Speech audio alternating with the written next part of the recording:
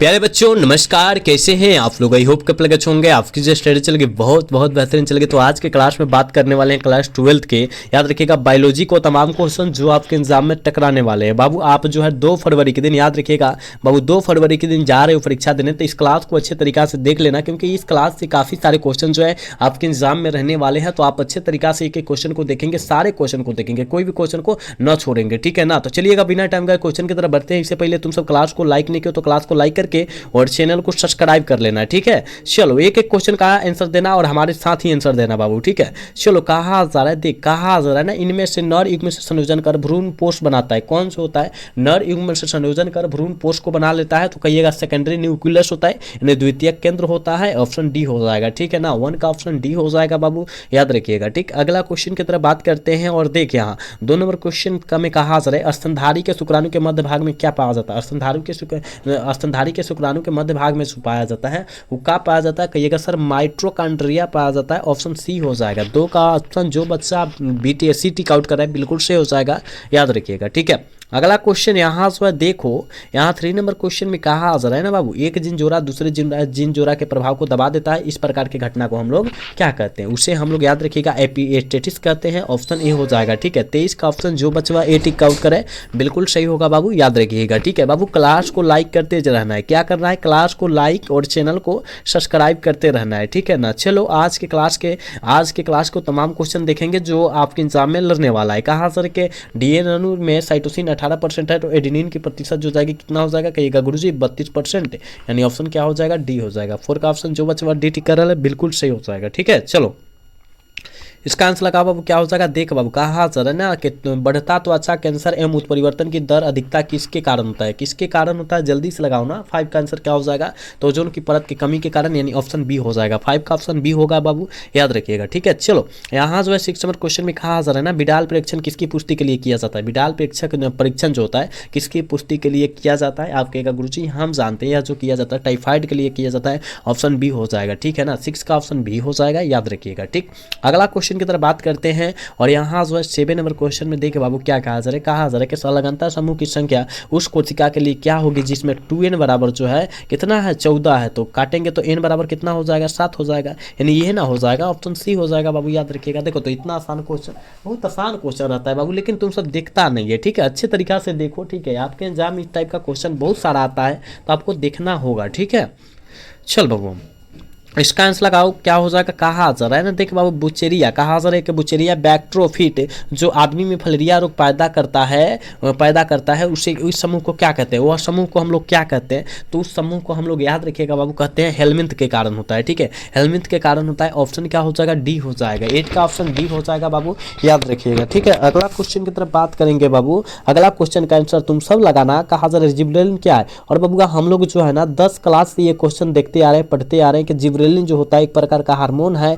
Option A हो जाएगा, ठीक है। 9 का ऑप्शन बाबू ए हो जाएगा, हो याद रखिएगा, ठीक है। चलो बाबू अगला क्वेश्चन का आंसर जल्दी से लगा दो। देखो कहा जा रहा है ना, देख बाबू कहा जा रहा है कि विषाणुओं का अध्ययन किस शाखा में किया जाता है? विषाणुओं का अध्ययन जो होता है किस शाखा में किया जाता है बाबू? जल्दी से जो है ना 10 का आंसर लगा दोगे तो कहिएगा विषाणुओं का अध्ययन बाबू, याद रखना वो किस शाखा में होता है? हो कहिएगा गुरुजी हम जानते हैं वायरोलॉजी की में होता है। ऑप्शन बी हो जाएगा 10 का, याद रखिएगा, ठीक है। चलो 11 नंबर क्वेश्चन में कहा जा रहा है मेंडल ने चयन किया था। बाबू मेंडल ने किस पौधा का चयन किया था? तो कहिएगा सर ये तो बहुत आसान क्वेश्चन है, ये तो बहुत आसान क्वेश्चन है, याद रखिएगा। गार्डन मटर, यानी ऑप्शन डी हो जाएगा, ठीक है। 11 का ऑप्शन डी हो जाएगा, याद रखिएगा, ठीक है। अगला क्वेश्चन यहाँ जो है 12 नंबर क्वेश्चन में क्या कहा जा रहा है? देख बाबू कहा जा रहा है निम्न में से कौन सी एक लिंगी है? कौन जो है एक लिंगी पौधा है? जल्दी लगाओ। कहेगा सरसों द्विलिंगी है, गुड़हल द्विलिंगी है, लेकिन पपीता जो है एक लिंगी है, यानी ऑप्शन सी हो जाएगा, ठीक है ना। ऑप्शन 12 का ऑप्शन सी हो जाएगा, याद रखिएगा। यहाँ देखो 13 नंबर क्वेश्चन में कहा जा रहा है ना गोल्डन सुनहरा धान में कौन सा विटामिन पाया जाता है? गोल्डन सुनहरा धान में कौन सा विटामिन पाया जाता है? विटामिन B12 पाया जाता है। ऑप्शन क्या हो जाएगा? ए हो जाएगा, ठीक है। ऑप्शन ए हो जाएगा, याद रखिएगा। 13 का ऑप्शन ए होगा, याद रखना है, ठीक। चलो नेक्स्ट क्वेश्चन का आंसर तुम सब लगाओगे बाबू। कहा जा रहा है ना, देख बबुआ कहा जा रहा है इनमें से कौन आहार श्रृंखला की सही क्रम है? आहार श्रृंखला का सही क्रम बबुआ कौन है इनमें से? कहिएगा सर घास को गेहूं खाता है क्या? ये तो गलती हो गया, गया? कहेगा घास, हाँ घास को बकरी खाएगा, बकरी को शेर खा जाएगा। इसका आहार श्रृंखला सही हमको बी दिखाई दे दिया, ऑप्शन बी हो जाएगा। और हम जांचेंगे, देखो बकरी को गाय खाएगी, ये तो गलत है ना, गलत है ना बाबू। और यहाँ घास को मछली खाएगी क्या? घास को मछली खाएगी? मान लो कि मछली खाइए गई तो मछली को बकरी खाएगी क्या? कहेगी नहीं गुरुजी नहीं खाएगी। ये मतलब सरेआम गलत है, यानी ऑप्शन बी सही हो जाएगा। समझ लो ना। चलो कहा जरा SO2 का सूचक क्या होता है? जल्दी लगाओ। SO2 का, SO2 यानी सल्फर डाइऑक्साइड का सूचक जो होता है वो क्या होता है? हमने क्वेश्चन आपको बहुत ही बार बतलाया होगा, याद रखिएगा। लाइकेन का सूचक होता है, ठीक है, लाइकेन का सूचक होता है, आपको याद रखना होगा, ठीक है। ऑप्शन बी हो जाएगा। चलो अगला क्वेश्चन यहाँ जो है देखो क्या कहा जा रहा है। 16 नंबर क्वेश्चन में कहा जा रहा है कि विश्व पर्यावरण दिवस कब मनाया जाता है? विश्व पर्यावरण दिवस कब मनाया जाता है? जल्दी से जो है ना 16 का आंसर लगा दो। तो हम बतलाए हैं कि 5 जून को जो है ना, याद रखिएगा बाबू, 5 जून को याद रखिएगा विश्व पर्यावरण दिवस मनाया जाता है। ऑप्शन बी हो जाएगा, 16 का याद रखना है, ठीक है। चल बबुआ अगला क्वेश्चन यहाँ देखो 17 नंबर क्वेश्चन में कहा जा रहा है रीड डाटा पुस्तक में किस प्रकार के जीवों की सूची रहती है? किस प्रकार की जीवों की सूची रहती है? आप कहिएगा सर क्या दुर्लभ प्रजाति, विलुप्त प्रजाति, संकटग्रस्त प्रजाति, इनमें से सभी, ऑल ऑफ दिस हो जाएगा। 17 का ऑप्शन डी हो जाएगा, याद रखिएगा, ठीक है। अगला क्वेश्चन का आंसर जल्दी से लगाओगे। देख बाबू 18 नंबर क्वेश्चन में क्या कहा जा रहा है? इनमें से कौन सा भारतवर्ष में जैव विविधता का हॉट स्पॉट है? बहुत इंपॉर्टेंट है। कौन जो होता है भारतवर्ष में जैव विविधता का हॉट स्पॉट कौन है? कहेगा पश्चिमी घाट है बबुआ, ऑप्शन सी हो जाएगा। 18 का ऑप्शन सी हो जाएगा, हो याद रखिएगा, ठीक है। नेक्स्ट नंबर क्वेश्चन में कहा जा रहा है, देख बाबू कहा जा रहा है पारिस्थितिक तंत्र में ऊर्जा का मुख्य स्रोत क्या है? पारिस्थितिक तंत्र में ऊर्जा का मुख्य स्रोत जो होता है वो क्या होता है? कहिएगा सूर्य होता है। क्या होता है? सूर्य होता है। ऑप्शन क्या हो जाएगा? बी हो जाएगा। अनिश का ऑप्शन बी हो जाएगा, याद रखिएगा, ठीक है बाबू। आप सब याद रखो, ये सारे क्वेश्चन आपके एग्जाम में लड़ने वाला है, टकराने वाला है, तो आपको याद रखना है, कोई भी क्वेश्चन को नहीं छोड़ना है रे बाबू, ठीक है। चलो कहा जा रहा है 20 नंबर क्वेश्चन में कहा जा रहा है इनमें से कौन कीटोन करके कीटभक्षी पौधा है? कौन सा कीटभक्षी पौधा का उदाहरण है? जल्दी से जो है ना 20 का आंसर लगा दो। क्या हो जाएगा? कहिएगा सर जी हम जानते हैं, याद रखिएगा डोसेरा है, नेफोथिस है, मतलब ए और बी दोनों हो जाएगा। ऑप्शन सी हो जाएगा 20 का, ठीक है। चलो यहाँ जो है देखो 21 नंबर क्वेश्चन में कहा जा रहा है द्वितीयक उत्पादकता से संबंधित है। द्वितीयक उत्पादकता से कौन संबंधित है? जल्दी से 21 का आंसर लगाओ। क्या हो जाएगा? कहिएगा शाकाहारी है। ऑप्शन बी हो जाएगा 21 का बाबू, याद रखिएगा, ठीक है। अगला क्वेश्चन यहाँ जो है 22 नंबर क्वेश्चन में कहा जा रहा है गेंडा अभ्यारण्य किस राज्य में अवस्थित है? गेंडा अभ्यारण्य किस राज्य में अवस्थित है? आप कहिएगा सर असम राज्य में जो है गेंडा अभ्यारण्य अवस्थित है, यानी ऑप्शन ए हो जाएगा, ठीक है। 22 का ऑप्शन ए हो जाएगा, याद रखिएगा बाबू। क्लास को लाइक करते चलो, ठीक है। तुम सब क्लास को लाइक, चैनल को सब्सक्राइब करते चलो, इसमें कोताही नहीं करना है। सारे बच्चे क्लास को लाइक करेंगे, चैनल को सब्सक्राइब करेंगे, ठीक है। चलो अगला क्वेश्चन यहाँ जो है देखो 23 नंबर क्वेश्चन में क्या कहा जा रहा है? पारिस्थितिक तंत्र में ऊर्जा का प्रवाह आहार श्रृंखला के अंतर्गत होता है। पारिस्थितिक तंत्र में ऊर्जा का प्रवाह आहार श्रृंखला के अंतर्गत होता है। कैसा होता है? कहेगा सर जी क्या होता है? एक दिशीय होता है। ऑप्शन ए हो जाएगा, ठीक है। ऑप्शन ए हो जाएगा। 23 का ऑप्शन क्या हो जाएगा? ए हो जाएगा, समझ रहे हो। चलो अगला क्वेश्चन यहाँ जो है 24 नंबर क्वेश्चन में क्या कहा जा रहा है कि टीडा क्या है बाबू? टीडा जो है क्या है? कहेगा सर जी हम जानते हैं टीडा जो है ना क्या है? कहिएगा सर जी उत्पादक है और प्राथमिक उपभोक्ता को ही उत्पादक कहते हैं, ठीक है ना। यानी ए और बी दोनों हो जाएगा, ऑप्शन सी हो जाएगा, ठीक है ना। बोथ ए एंड बी होगा, ठीक है। चलो अगला क्वेश्चन यहाँ जो है देख बाबू 25 नंबर क्वेश्चन में कहा जा रहा है पहली ट्रांसजेनिक फसल कौन थी? पहली ट्रांसजेनिक फसल जो थी कौन थी? आप कहिएगा सर सूती तो नहीं थी, अलसी भी नहीं थी, मटर भी नहीं थी, तंबाकू थी, यानी ऑप्शन डी हो जाएगा। 25 का ऑप्शन बाबू डी हो जाएगा, याद रखिएगा। 25 का ऑप्शन जो बच्चा डी टिक आउट करे ना 100% सही हो जाएगा, समझ रहे हो। 25 का ऑप्शन डी होगा रे बबुआ, याद रखना है, ठीक है।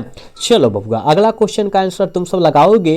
देख बाबू क्या कहा जा रहा है 26 नंबर क्वेश्चन में कहा जा रहा है किसी भी जनसंख्या में उपस्थित समस्त जीव उनके अलील जो कहलाते हैं वो क्या कहलाते हैं? जल्दी से बतलाओ तो क्या हो जाएगा? 26 का आंसर जल्दी से लगाओ। और हमने ये कितना बार आप सभी को क्वेश्चन बतलाया होगा, जीन कोश कहते हैं। उसे क्या कहते हैं बाबू? जीन कोश कहते हैं, बिल्कुल ऑप्शन ए होगा। 26 का करेक्ट ऑप्शन ए हो जाएगा, याद रखिएगा, ठीक है। अगला क्वेश्चन यहाँ जो 27 नंबर क्वेश्चन में कहा जा रहा है प्रतिबंध एंजाइम की खोज की। बाबू प्रतिबंध एंजाइम की खोज जो है किनके द्वारा किया गया था? 27 का आंसर क्या हो जाएगा? याद रखना सिस्मत एवं नाथन्स के द्वारा किया गया था, बिल्कुल ऑप्शन ए हो जाएगा। 27 का ऑप्शन ये हो जाएगा बाबू, याद रखिएगा, ठीक है।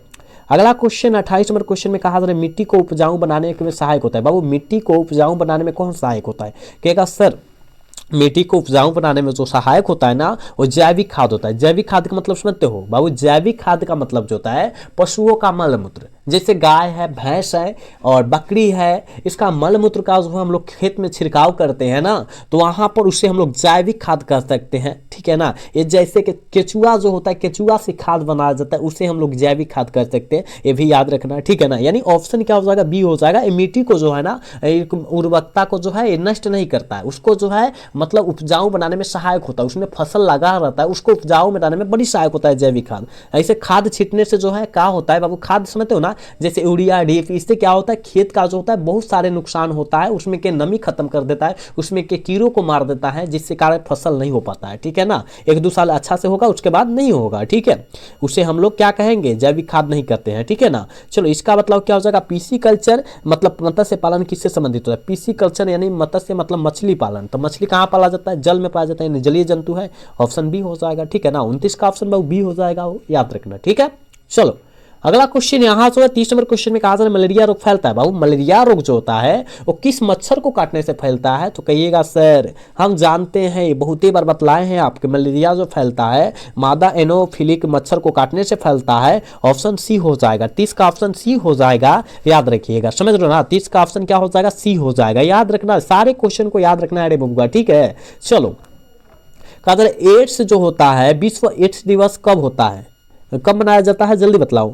विश्व एड्स दिवस जो होता है कब मनाया जाता है, जल्दी लगाओ तो क्या हो जाएगा, कहिएगा गुरुजी हम जानते हैं 1 दिसंबर को मनाया जाता है, ठीक है ना। 1 दिसंबर को हाल फिलहाल बीता भी है वो, ठीक है ना। ऑप्शन क्या हो जाएगा, डी हो जाएगा। 31 का ऑप्शन डी हो जाएगा, याद रखिएगा, ठीक है। चलो बबुआ अगला क्वेश्चन का आंसर लगाओ कि देखो कहा जा रहा है निम्न में कौन यौन संचालित रोग है। देखो यौन संचालित रोग जो होता है, याद रखिएगा, हर्पिस विषाणु, सिफिलिस, गोनोरिया, एड्स, ये सब जो होता है यौन संचालित रोग होता है, 4 गो, ठीक है ना। लेकिन यहाँ तो नहीं दिया, सिफिलिस है, इसमें से नाम रखे हमने, सिफिलिस केवल दिया है, तो सिफिलिस मारेंगे, यानी ऑप्शन डी हो जाएगा। 32 का ऑप्शन डी हो जाएगा, याद रखिएगा, ठीक है।